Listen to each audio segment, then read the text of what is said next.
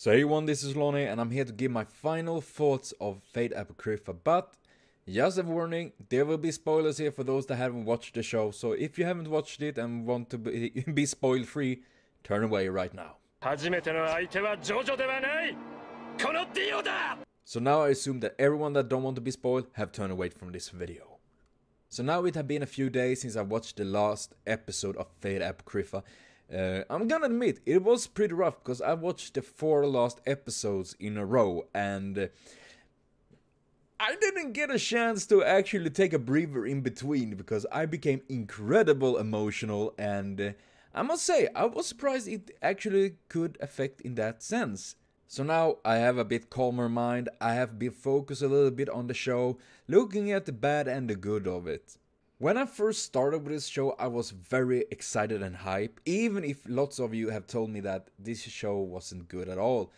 And to a certain level, I do agree with that, especially if you compare to previous Fate titles, like Fate Zero, Unlimited Blade Works, and Heaven's Feel. Fate Apocrypha definitely didn't have the quality of that. However, I did really love the premise of Fate Apocrypha, being 2 sides with 7 masters and 7 servants fighting each other for the grail. Honestly, that idea is super cool and I wish they could have executed a little bit better, had a bit more time, a bit more episodes to work and flesh out the characters and all that.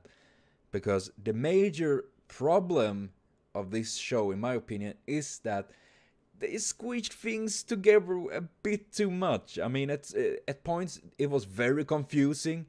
And if it's not been for you out there, I would probably still be confusing and wondering like, what the fuck happened? What? How did the Taco John appear there and what is there and that? And in the beginning, I think it was pretty decent. I mean, it wasn't top tier, either in the animation or the quality of things in general, but I thought it was pretty decent. Then around in between, it kind of went down a little bit because I felt really how they have pressed things together, and you obviously started to notice all of these plot holes they have pretty much squeezed everywhere, making it like a Swiss cheese or something like that. And in the end, pretty much it skyrocketed, became way better, even if there was points of course that kind of dragged it down. And in the end, it wasn't what I would say the saving point of the show. I would say in a score 0 to 10 as my anime list, I would give it about 5 or 6 as best in average. Even if the ending was, in my opinion, pretty good in that sense, with the latest episodes being very hype, it can't carry the rest of the show that was pretty lackluster at points. Even if I must say this show had lots of awesome characters, so that was so fun to watch. Like we have Chiron, Achilles, Shakespeare, Fran, Mordred, Shishigo, and seriously, there's so many characters. And Weaver! I might be a little bit of a fanboy of Weaver and Iskander and all that, but and one of the bigger issues I could say and problems with the Fate Apocrypha is our pretty much beloved Taco John. I mean, seriously, I haven't heard anyone actually say anything positive about the guy, and it's a bit sad, I must say that. I mean, obviously there is a reason why he is as he is. He's an homunculi. I mean,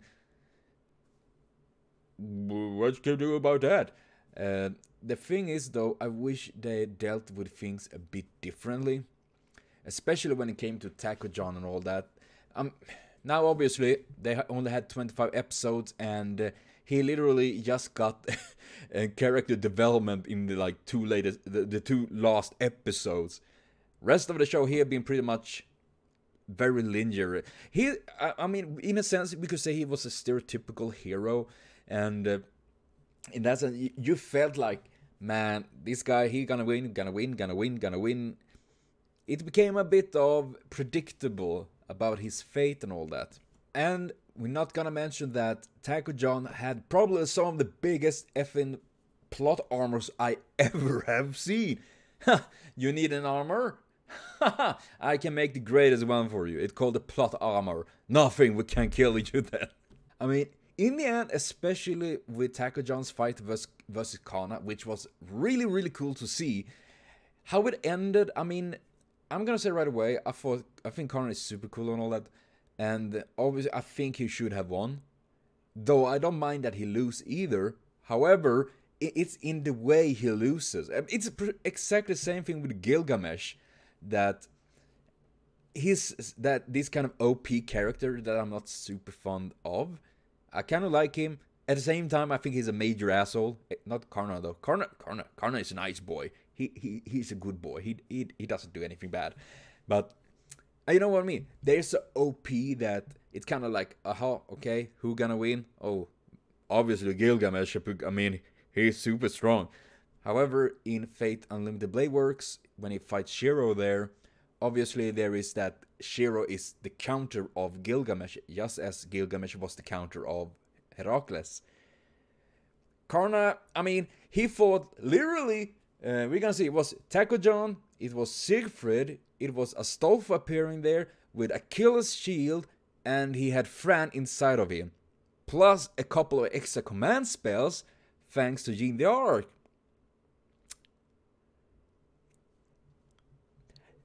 They pretty much unloaded everything to this damn homunculus. So it became a bit like, how are you gonna say it? A bit too much. I wouldn't mind if it was like one thing, but there's so many things, and man, it felt like, wow, okay guys, you could take it easy on all of that. You don't really need to pump in all of these things into Taco-John to just make him the Lord and Savior and all that.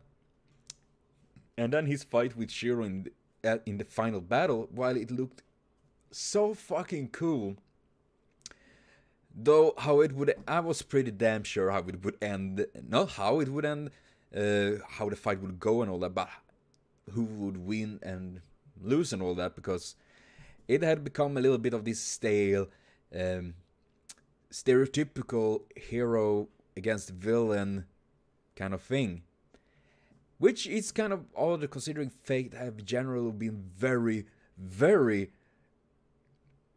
mindfucks, especially like Fate Zero, when you assume like, yay, did he win or not? I'm not actually sure about that, because the world is burning and yeah, everything is shit. And how it ended was in a way actually, I thought the ending itself was pretty nice with Taco-John and Jean the Arc and all that. It was a very sweet moment in all of this. Though I still think Taco-John was a very, very boring character. They could have done something way more interesting. Now, of course, it's pretty understandable that he doesn't have with emotions and all that. He haven't learned that because he's a Mongol, and because of things pile up so fucking quickly, he never really got to develop those things. And that is the problem when a show, a book, an anime, or whatever doesn't really have a character development. The characters feels incredibly stale, and we got a very good feeling on that. It was a bit sad because I was really hoping for so much of this show, and it was definitely lots of flaws with it. However, there was a couple of good things in it as well. I don't like to just focus on the negative things. There is also as well a few things that I thought was really cool, like some of the fights, like Achilles and Chiron. That was pretty much the first time in principle. Yeah, it was the first time I saw in Fate, I think at least, where they literally go at each other and fight with fists, especially servants like that.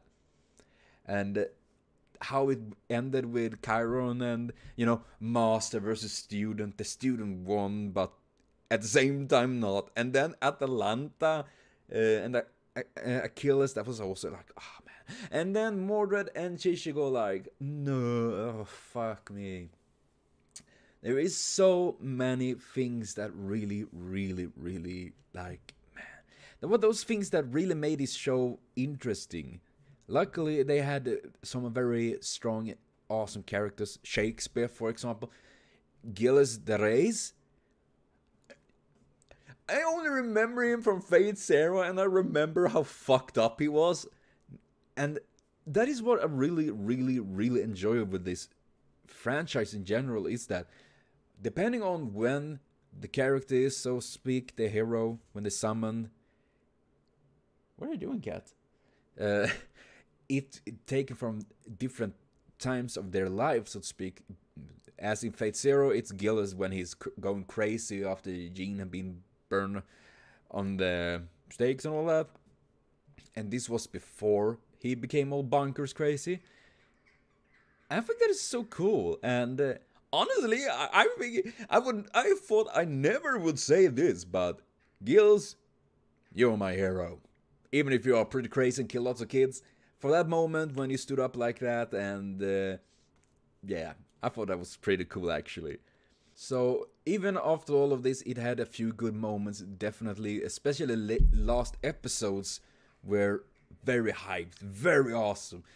And I think that is a little bit of the biggest flaw in this. It's not only about Taco-chan and all this, but it is like, oh shit, we kind of made rest of the show kind of shitty, so we're gonna compensate with making these latest episodes so fucking mind-blowing so they forget what happened.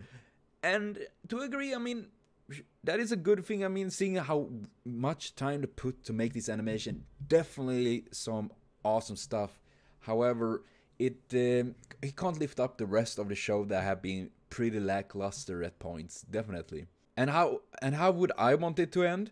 Well, I would actually have wanted Mordred and Shishigo to win, that they somehow managed to defeat Semiramis before taking out she would take out Shishigo, and by that Mordred. I think that would have been something. I mean, they have been pretty much in the background in that sense, even if they've been in lots of fights, of course, but in the big final moments, they were pretty much in the little bit of the background. They're like, we're gonna sneak in here, and everyone else go bonkers. We play smart. We use our heads and sneak in. And talk about snake. Yeah. So with that, I just want to say that it was a decent show at points. At other points, it was pretty mediocre, but I will give it an average point, so to say, because it had its good moments. It had characters that definitely lifted up the show, and I wish they made it a little bit different, maybe a bit longer, so they could develop more of the characters and all that. But we can't get all, and hopefully next Fate show we get to see is a bit more fleshed out and a bit better worked out, because honestly, it's a very, very cool Nasuverse and all that. And also, I want to thank all of you that have been part of this, following me through and commented and talked with me about this show. Also, many times fill in what I missed, because many times there is so many things that makes no sense, and I'm sitting here like, yaho, well, how did, when, how, where?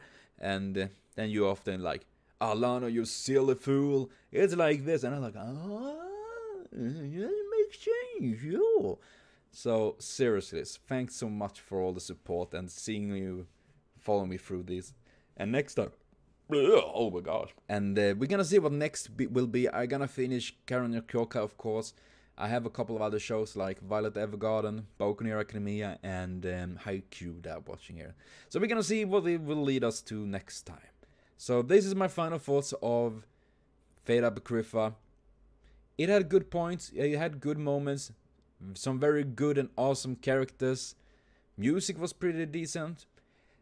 The story and especially the plot armor definitely drag it down quite a lot, and underdeveloped characters that could definitely become much more interesting if they get more time. But considering the amount of characters and a lack of amount of episodes, I pretty much assumed it would be something like this. Though, in the end, it was a pretty okay show. So thank you everyone for watching, see you later on, and have a continued super great day.